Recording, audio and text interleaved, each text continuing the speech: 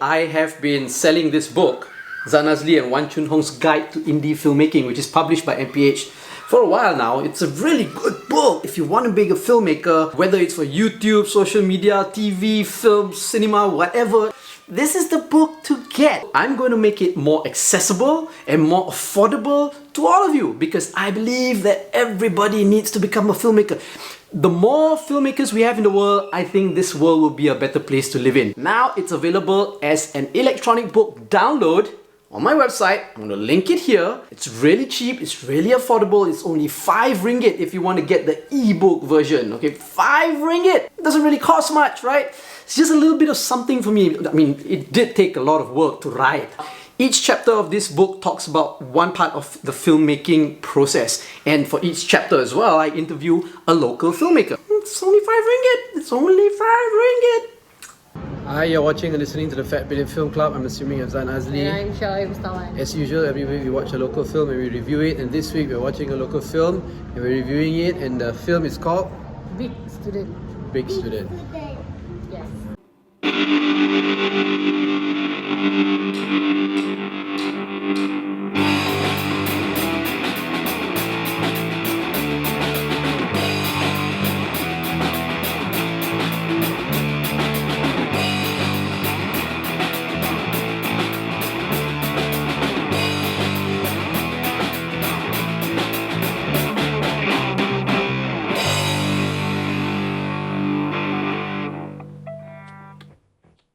Okay, so we watched Big Student. Big Student, directed by a guy named Eddie Tiger, featuring a main character whose name is Handsome Wong.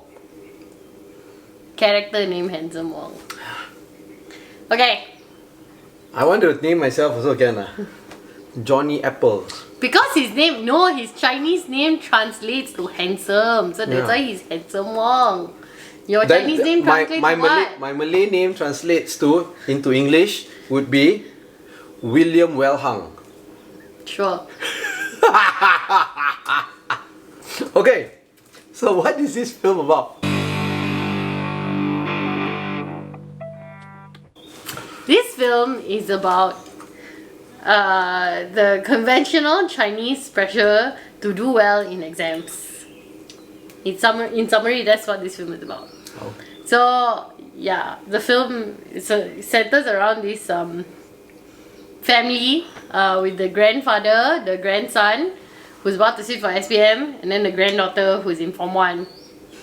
The grandfather is like, the grandson likes to draw, right?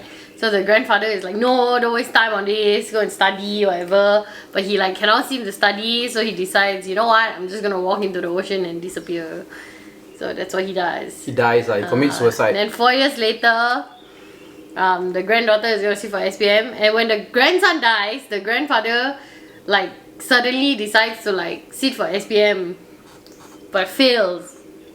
Until the final year when his granddaughter also needs to sit for SPM. They like work together, and then he also like decides to become, he doesn't decide, he accidentally I guess becomes like a YouTube celebrity, and then it's basically about his journey to taking SPM lah. Yeah. Okay, so what do we feel about the film? Well, I will be very honest, I started out not liking the film. I thought it was really boring. And it was not only boring, but it was clearly telling you how to feel at every single turn with the music and the narration and the acting and whatever. But after the grandson died, when it was just about the grandfather and the granddaughter, I kind of got into it. It wasn't the best film, but it was kind of cute. And yeah, okay, why don't you talk about how you feel about the film, because you're already making faces while I'm talking. Okay, sorry, go ahead. No, it's fine. Go ahead. It's fine, I'll wait. No, go ahead. I'll wait! Go ahead. I will wait. Go ahead. No, then you just make more faces. No, I'm just gonna look at the dinosaur. No, this dinosaur doesn't have to feature in every single review. I'm gonna just look at the dinosaur. No, then you're not listening to what I'm saying. Then what's the point? I'm You gotta do this review yourself. I'm listening. No need. Quick. Faster lah. What do you think of the film? No, go on. No need, I will go on later. It was cute, and then? That's it lah. It wasn't a... It wasn't like the best film. It wasn't even like really a very good film. But I feel like its intentions were there. And it had good messaging, but it just had very bad treatment. Was its problem. But it was the middle to end parts were not intolerable. Like the first part I felt with the boy, that was completely intolerable. The grandfather was basically a 2D character. This boy also is basically a 2D character, and it's like just this back and forth of like nothingness happening, and then he decides to like kill himself, and then after that only suddenly everybody develops a personality. Before that no one has a personality, but then after that everyone develops a personality, and then there's like, okay lah, I mean there's like highs and lows. Yes, some of it is still very like over dramatic, but it's a good, the messaging of the story is good. It's about family, it's about forgiveness, it's about, you know, learning new things later on, getting new perspectives, and also never giving up and all these kind of things, which is a little bit tropey, some of it, but I thought it had a little, it had a little bit of heart lah, which is what kind of like got me in the end. So when we started watching the film, I was like, oh, I'm gonna shit on this film so hard and I'm gonna hate it, but I didn't ended up really hating it. It's not a great film, but it's okay lah. Yeah, it's just kind of okay. Okay, I think this film is at its best, the best I would say is a mediocre TV drama that people cannot watch. I hated it. I hated the film so much. It's not done in a bad way, like, you know, sometimes we see like horrible movies made very, very badly. This is not that. It's just that it is so cliche, so stereotype, so dull, so boring, so flat. Yeah, okay, you know, you're talking about this. Yeah, there's some good values there, but good values don't make a good film. You know what I mean? It's just so dull. How many times are we going to watch a Chinese film that talks about a Chinese family that are pressuring their kids to do well in exams, and there's nothing more important than finding a good job and earning a good income, and forgo all your interests like passion, like art and all that. You know, every other Chinese New Year season films like this come out.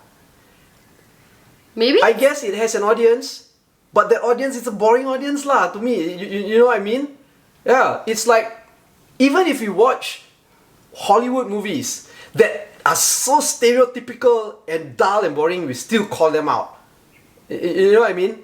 Yeah, it might have an audience. Like Marvel movies have an audience, right? Michael Bay's Transformers has an audience, but isn't it so stereotypical and dull after a while? So like this one also, it's like, for me it was so dull and so flat. And then the over cutesiness of the acting, especially the second half when the grandfather becomes a YouTube influencer, and then the granddaughter doing all the kind of cuteness. It's like, you see this in all those, yeah, those kind of movies right? And also TV dramas So I think for me, like, what's worse than a film that is made badly, it's a film that is done just for the sake. I feel like it was like for the sake of making a Chinese New Year film, a feel-good Chinese New Year film. So I feel like, enough already of all that. You know what I mean? Okay. Maybe. I don't feel that it's being made. Yes, the theme is a little bit derivative, but I feel like it's derivative because maybe this issue is still a prevailing issue in the society of the audience that it is supposed to serve. Yeah. Because clearly this film is not made for us. It is made for a different subset of audience. So in that context, I don't think it was made for the sake of making a feel-good film lah.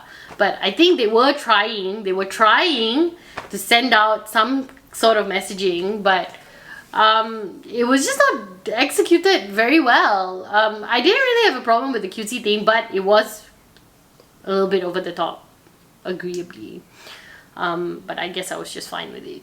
So Then why release it during Chinese New Year? Release it any other time. it's been released now. Chinese New Year is in 2 weeks. Yeah, you see now they are releasing all the Chinese New Year films, 2 weeks before, 2 weeks after. This is the season, all these films will come I out. guess, okay. And every year it's the same theme. I don't know. It didn't feel very CNY to me lah, but okay. Remember last year we saw that Chinese New Year movie about the gambling one? What was it called? All in. All In. You see that film, right? During that season also, there was a slew of films like this. You know what I mean? A slew of films like this. But suddenly there was that one gambling film that, they're trying to do something a little bit different. You know? I would appreciate a bad original film than a mediocre derivative stereotype film. You know what I mean? So even if it's not made for an audience that is like me, okay lah. I can accept that. Like I said, Michael Bay has his audience. Marvel movies have their audience, right? Okay lah. But this is what I'm saying about this film. You know? And it gets tiring for me. Sure. Because like we said, all these mainstream movies will always have an audience. The bad Malay dramas will always have an audience. But they're still bad. Yeah. You know what I mean? So like this film also, unfortunately that's how I feel about it lah. Like again, I don't think that they had bad intentions in making it. You know? But like I said, good intentions don't mean making a film will be good. That seems to be the theme for the year. Huh. I've been saying that like 2-3 times already in our reviews. Okay, well, would you tell people to watch it? No, I would not tell people to watch it. I don't know. This is getting to be a very hard question for me.